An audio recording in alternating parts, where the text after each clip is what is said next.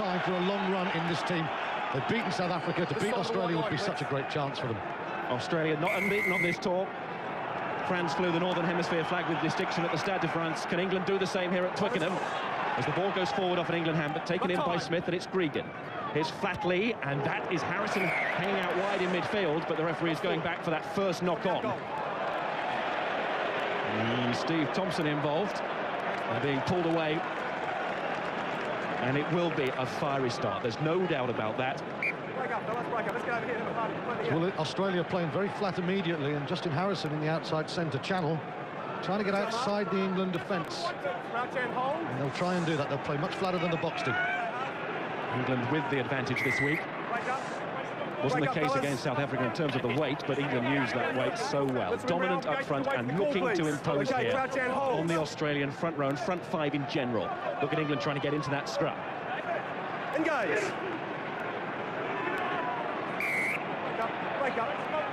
We're going in field, fellas. We're losing our footing. We're coming in field. Yeah. It's a little bit greasy on the surface today. I was a bit surprised. It's not as good as it normally is at this time of year. I know one or two of the England coaches just raised their eyebrows a little bit. You can see there's some cut early on here. It has cut up where that initial scrum was. That's why the referee moved it. Lions there, the number 8, and then Gregan to Flatley and Turanui. Got another chance in the Australian side because of injury. He wants to take it, the young centre. Flatley again. That's gone forward from Elton Flatley. Was nervous in the World Cup final. Made his debut here back in 1997 as a 20-year-old and didn't do too badly that day either.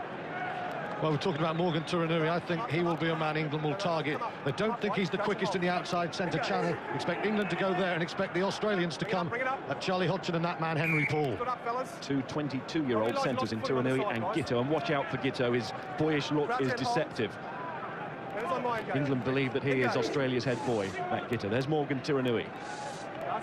So much coming through Giteau these days. Hodgson to Tyndall.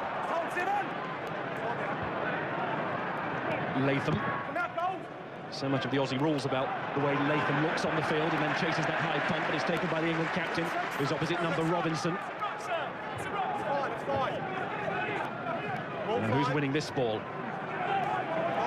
The answer is Australia. And you can see that George Smith was involved as ever in those situations. Turanui had a chance to go outside there, but he elected just to crash up through the middle. Now it's Gregan again to Lottie to Keary. All 6'3" of him. Gregan goes to that short side. Giteau, that little short ball off to Saylor. Wendell Saylor, try here in 2002. Elton Flatley again, Turanui again, David Lyons, good start this by Australia, real bruiser of a number 8 Lyons. Gregan, good pass, out to Flatley, then Latham, onto Takiri, England being stretched, but Mark Cueto, in his biggest test of his career today, makes a very strong tackle there and gets the cheer of the crowd. But Australia, the early signs, Stuart, promising. Yeah, David Lyons, they're making a bust down the middle, and that's why I think he's got back in the team instead of John Rowe, an extra bit of ballast there. And they just want to get Lottie Takiri some ball. It's going to be quite an afternoon for Mark Cueto against one of the world's best wingers. But Cueto there, he had the touchline as his friend and he used it well.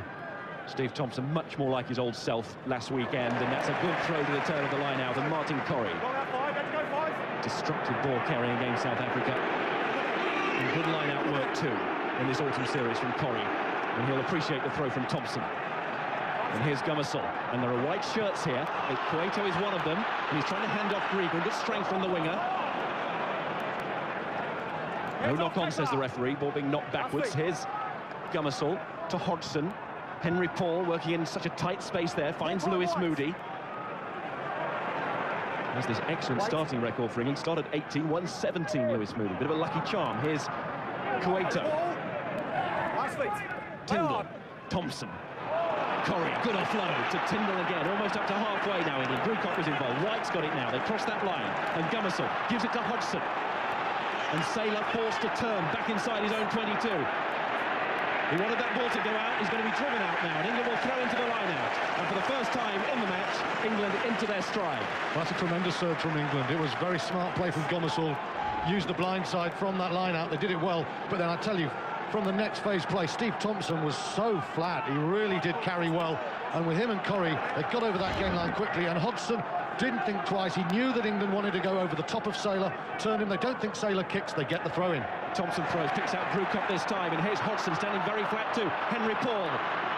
All about the inside pass, didn't release, now he's lost the ball in the tackle, and Australia have it. And they will be grateful for that turnover. And it's the left boot of Latham.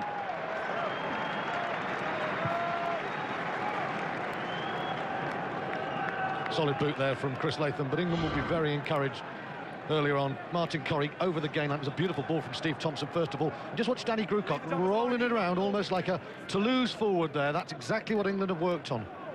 And Australia will want to stop them before that gain line. They won't want England getting into that sort of stride. Thompson to Corrie, who's moved forward that time now. Smith was charging through that line out, couldn't take it. Mike Tyndall. Gummersall again, looks for Roundtree. It's such a storming game against the Springboks. Hold. As so many did, wearing the white of England. Hodgson again finding Henry Paul. That's neat to Jason Robinson. Stands up in the tackle, taken on by Lewis Moody. England well inside that Australian 22, and here comes Thompson. Harrison all over him and trying to turn him. England go for the drive from the forwards. Oh, it's a big drive too. And Australia have to throw more men in. Can they do anything about it? Ball comes to ground. Gummersall gets back on his feet. And it's given to Roundtree. Gummersall again. It's Cueto. Only one man with him. Cueto back on his feet, though. And the referee's going to give a penalty. He'd been tackled and he didn't release. And from an England point of view, perhaps just as well, because Australia had men there and they would have fancied a breakaway. Yeah, England will be disappointed with the end of that move. It was so incisive, wasn't it? But they just had all the backs so near the breakdown, and Cueto and Tyndall were isolated 4-on-2. And there's no doubt at all, the tackler made the tackle, and he just did not release that ball. No doubt that was a penalty there. Crowd didn't like it, but they were quite right.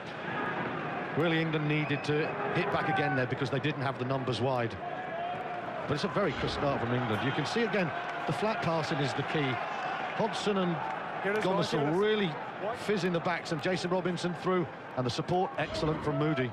And then the big drive.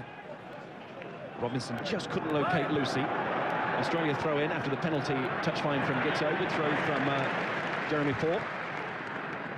And this is George Smith in midfield, and some effective linking there between a couple of members of the back row. Lyons was involved as well. That's loose. It's not so effective. Both sides pressing up in defence and asking all kinds of questions in that midfield area. There's no space whatsoever, is there? No, Australia are trying to make some space using Dave Lyons, though, aren't they? That's the second time already they've used their battering ram, number 8, to try and get across the gain line and draw 2 England backs. But England standing firm now. Fascinating first 9 minutes. Corrie goes off that scrum again. Cradles that ball. Hodgson. Henry Paul. Well, the idea was there, not the execution, as Robinson was on his shoulder and didn't take the ball with him. And the referee will pull them back for the knock-on. Lovely pass from Hodgson again, and it's trying to delay that pass. And I think he's got the option of going to either Saleman, and Jason Robinson just can't quite hold it. Martin Corrie using that English wheel on the base, and he's getting through Phil Waugh, giving England a target there. You could see what Henry Paul was trying to do there, waiting as late as possible for his option. And Robinson came short, but Australia, to their credit, had marked it pretty well. Indeed, too.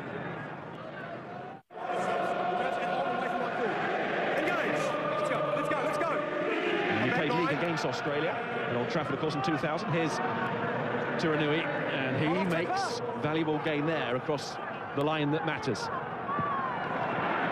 Saylor tries the save. Gregan, dropped by Lyons, to a big cheer from the England supporters on that far side. But just like last week, plenty of opposition fans in the stadium as well. Big Australian presence in the capital, and their flags are flying too.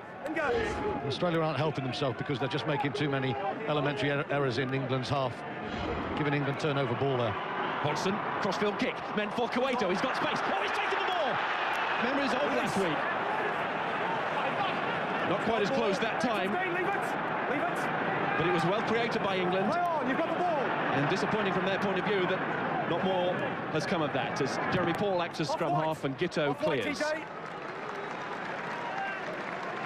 Well, it's a beautiful execution from Charlie Hodgson, who started very smoothly yet again. He's using a sort of elevated club and just pushing it. Lovely. Now, perhaps Cueto could have thought of going around to Robinson, but the Australian defence came up very quickly. Lovely play from Hodgson again. White 2 and 4. It's all Stick about across, please. split seconds Hold it international rugby, and Cueto just managed to get that ball off to Robinson. Then Robinson would have been away to score the opening try. Turnovers conceded by England, 3, which, considering we've only played 12 minutes, is a bit of a worry, but this, from an England perspective, is not a worry because they've been given a free kick and they've taken the tap quickly, and it's another chance to launch an assault towards that Australian line. Well, the turnovers are coming because they're trying to play at such pace. Here's Hodgson, Henry Paul inside to Worsley, but that one's forward. Let's go backwards, find it forward. Clever attempt there. He knew that Joe Worsley was coming, bullocking up on the inside, but in fact, I don't think that's Henry Paul's fault. Worsley just gets a little bit flat. Crouch and hold. England know exactly what they're doing. You had Moody one side, Worsley the other. They've got their power runners off the midfield men. Regan. Latham again used as the man to go for the long kick downfield. And Jason Robinson coolly taps the ball infield. Now, did he tap that one forward? Yes, he did. And that is now a substantial profit for Australia from Latham's kick. Robinson tries to get his side going, but the captain knows that that could be a costly mistake. We shall see, but it's a little knock on there.